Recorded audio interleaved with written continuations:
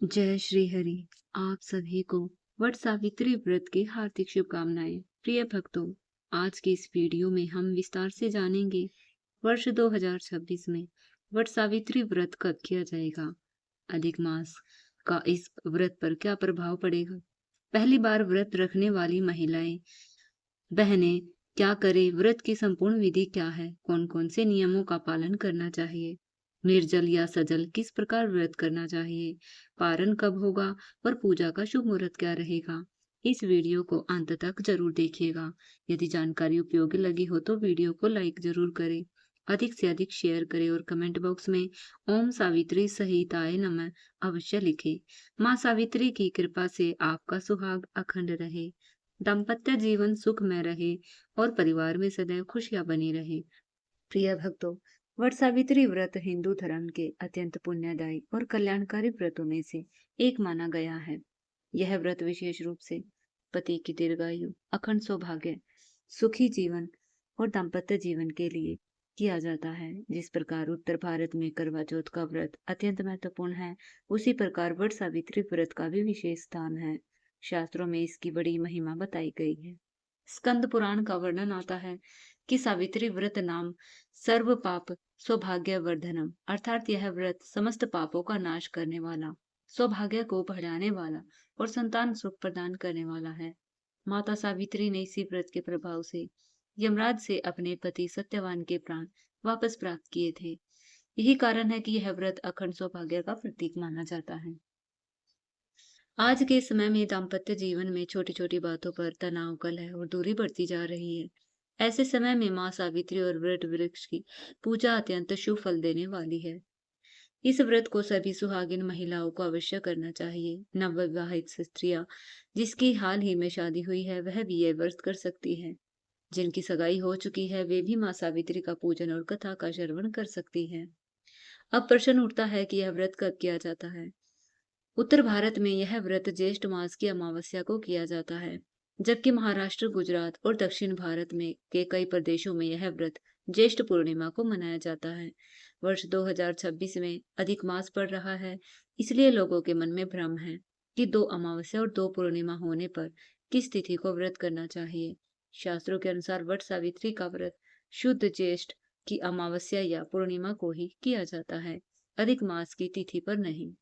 अब बात करें 2026 में वट सावित्री व्रत की तिथि की। उत्तर भारत में जहां अमावस्या के दिन यह व्रत किया जाता है, वहां यह व्रत 16 मई 2026 दिन शनिवार को रखा जाएगा। अमावस्या तिथि 16 मई को प्रातः सूर्योदय से पहले आरंभ हो जाएगी और रात्रि के बाद तक रहेगी। इसलिए सूर्योदय व्यापिनी अमावस्या के कारण 16 मई को ही व्रत करना शास्त्र सम्मत होगा। वहीं महाराष्ट्र, गुजरात आदि प्रदेशों में जहां पूर्णिमा पर व्रत किया जाता है, वहां यह व्रत 29 जून 2026 को किया जाएगा। कुछ स्थानों पर यह व्रत 3 दिन तक भी किया जाता है, इसलिए वहां 27, 28 और 29 जून तक नियम पूर्वक व्रत और पूजन किए जाएंगे। अब आता है एक महत्वपूर्ण प्रश्न, क्या इस वर्ष पहली बार व्रत आरंभ करना चाहिए। यह व्रत अधिक मास में ठीक पहले आ रहा है, लेकिन इसका पारण अधिक मास की प्रतिपदा में होगा। शास्त्रों के अनुसार अधिक मास में कोई नया व्रत प्रारंभ करना या उद्यापन करना शुभ नहीं माना गया। इसलिए जो माताएं बहनें पहली बार व्रत शुरू करना चाहती हैं, वे इस वर्ष केवल पूजा और कथा का श्रवण करें, लेकिन विधिवत व्रत का संकल्प अगले वर्ष से ले तो अधिक उत्तम रहेगा। हालांकि जो महिलाएं पहले से यह व्रत करती आ रही हैं, वे इसे नियम पूर्वक अवश्य करें। अब जानते हैं वट सावित्री व्रत की संपूर्ण विधि। प्रातः ब्रह्म मुहूर्त में उठकर स्नान करें। यदि संभव हो तो स्नान के जल में गंगा जल मिलाएं। माँ गंगा का स्नान स्मरण करें। इसके बाद स्वच्छ वस्त्र धारण करें। यदि नए वस्त्र हो तो उत्तम है, अन्यथा साफ और धुले हुए वस्त्र पहने। लाल, पीले या सुहाग के रंग के वस्त्र विशेष शुभ माने गए हैं। सभी सुहागिन की वस्तुएं जैसे मंगलसूत्र, चूड़ियां, सिंदूर, बिंदी, पायल आदि अवश्य धारण करें। नवविवाहिता की तरह पूर्ण श्रृंगार करके माँ सावित्री का पूजन करना अत्यंत फलदायी माना गया है। इसके बाद पूजा की सामग्री तैयार करें। पूजा की थाली में रोली, अक्षत, मूली, धूप, दीप, पुष्प, जल से भरा लोटा, कलश, नारियल, लाल वस्त्र, भीगे हुए चने, मिठाई, पान सुपारी आदि रखें। फिर वट वृक्ष के पास जाए। यदि आसपास बरगद का वृक्ष उपलब्ध ना हो तो उसकी टहनी लाकर गमले में स्थापित करके पूजा की जा सकती है। वट वृक्ष के समीप भूमि को शुद्ध करके वहां कलश स्थापित करें। कलश के नीचे गेहूं, चावल या बाजरा रखें। कलश पर पूर्ण पात्र रखकर नारियल स्थापित करें। लाल वस्त्र अर्पित करें। इसके बाद वट वृक्ष को 4 बार जल अर्पित करें। प्रथम बार बोले ओम वट देवाय नमः, दूसरी बार ओम ब्रह्म रूपाय नमः, तीसरी बार ओम सावित्री सहिताय नमः और चौथी बार ओम सावित्री देवाय नमः।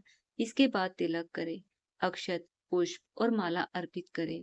धूप दीप दिखाएं और भीगे हुए चने या मिठाई का भोग लगाएं। अब कच्चा सूत या मोली लेकर वृक्ष की परिक्रमा करें।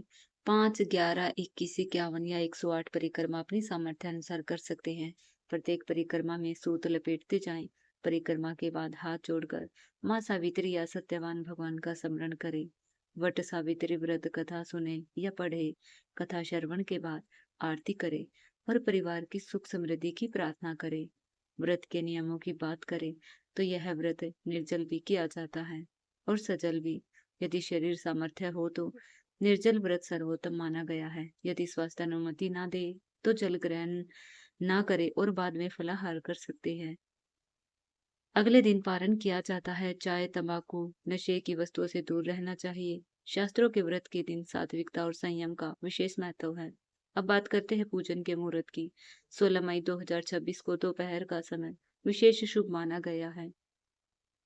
लगभग प्रातः 11:40 से दोपहर 12:32 तक का समय वट सावित्री पूजन के लिए अत्यंत शुभ रहेगा। इसी समय माँ सावित्री ने यमराज से अपने पति की प्राण वापस प्राप्त किए थे, इसलिए मध्याह्न काल का विशेष महत्व बताया गया है।